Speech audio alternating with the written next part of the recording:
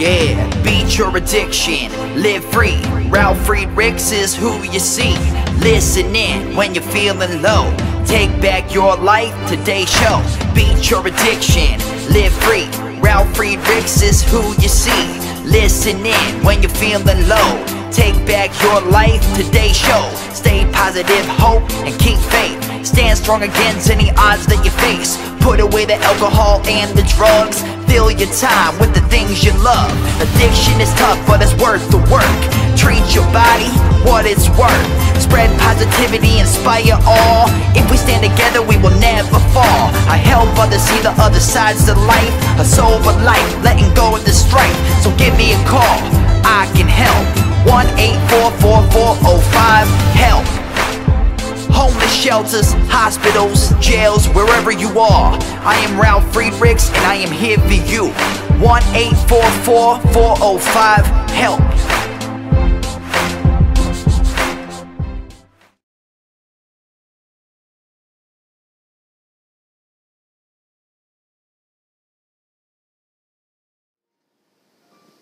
Hi, my name is Ralf Friedrichs. I'm an addiction recovery coach and the host of the Take Your Life Back Today show. As an addiction recovery coach, I want to share something with you, and let me be crystal clear to leave an everlasting impact upon you.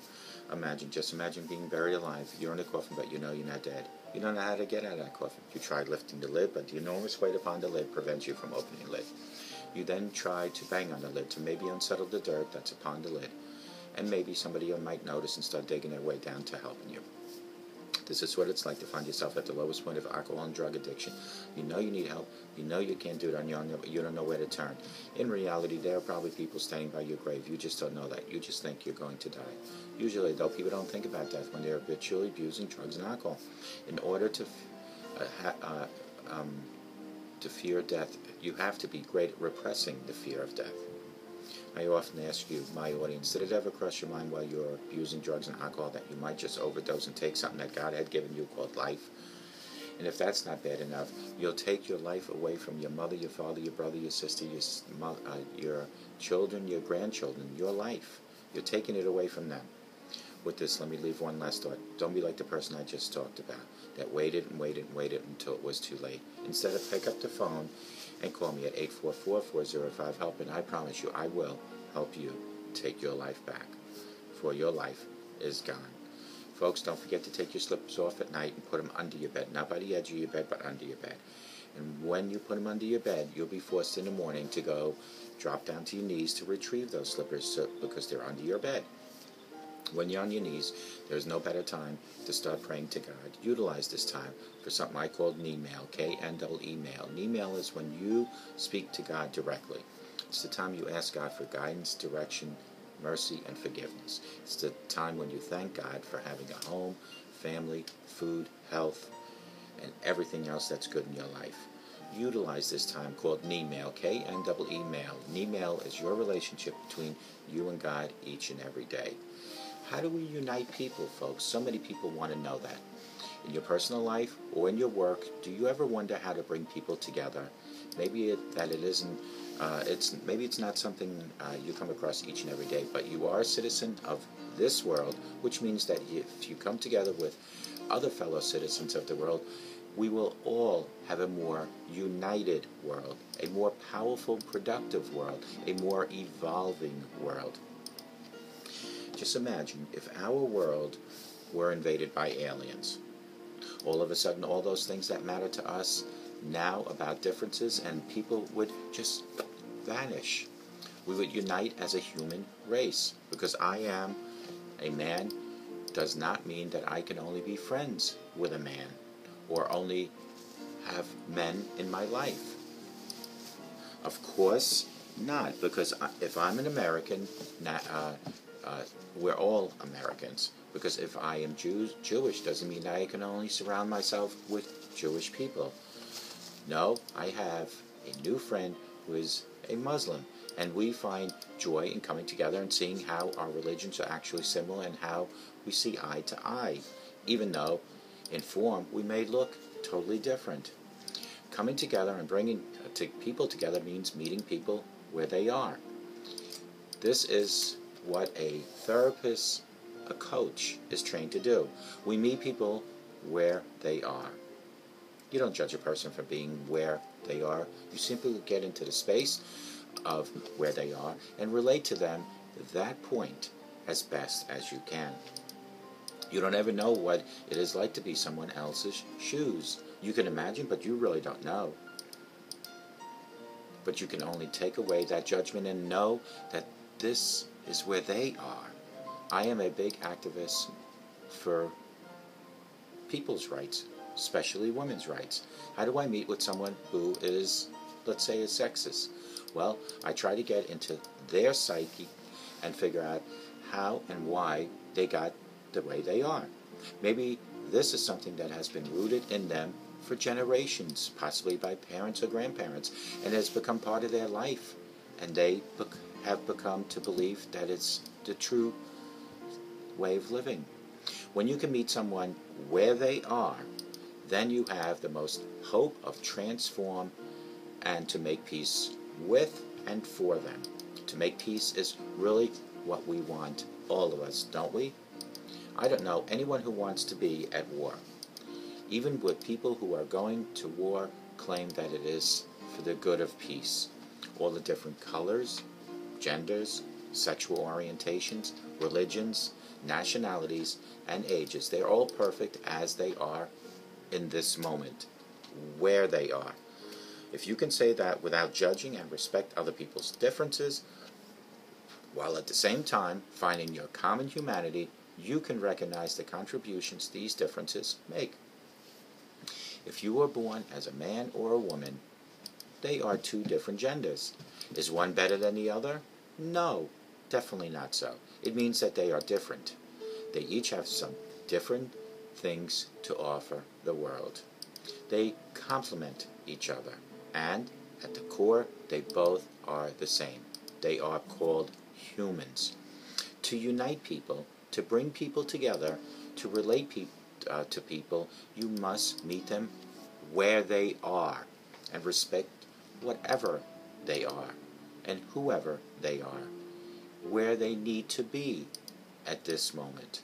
Realize that differences of religion, actions, beliefs, or thoughts may not be right for you, but maybe it is right for the person that you are talking to.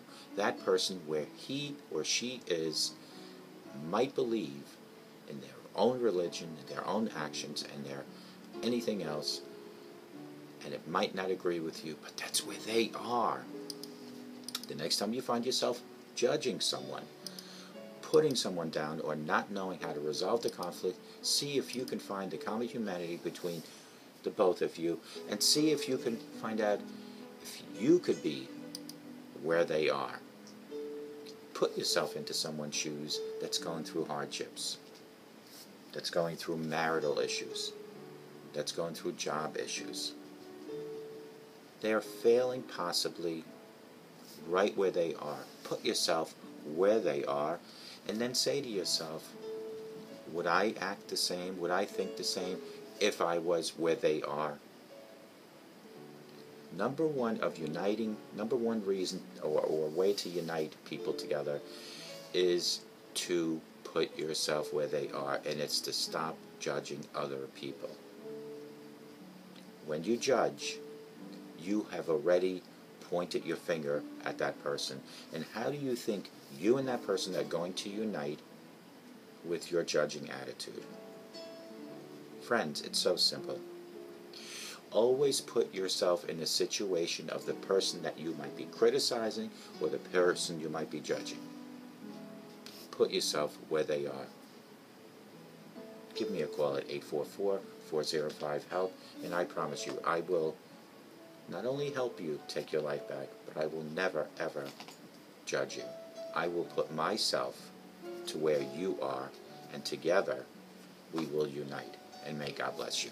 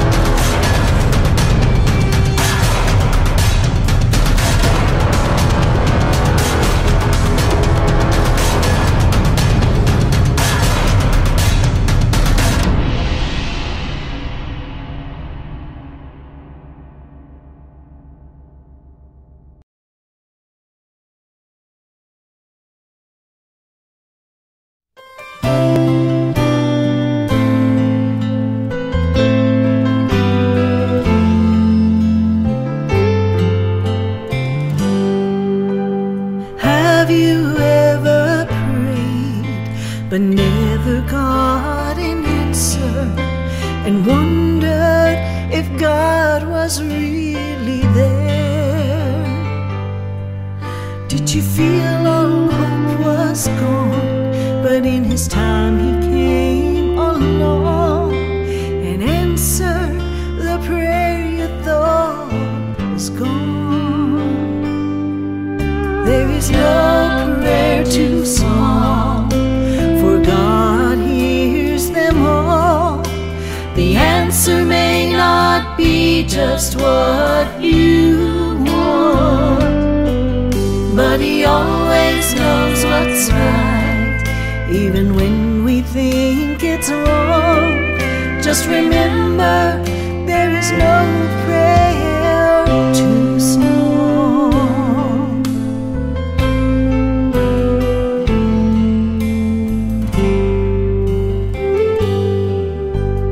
I have ready for you, will ask, you shall receive. No matter what it is, I still believe. There is no prayer too small, and even when we fall, He gives us just exactly what we need.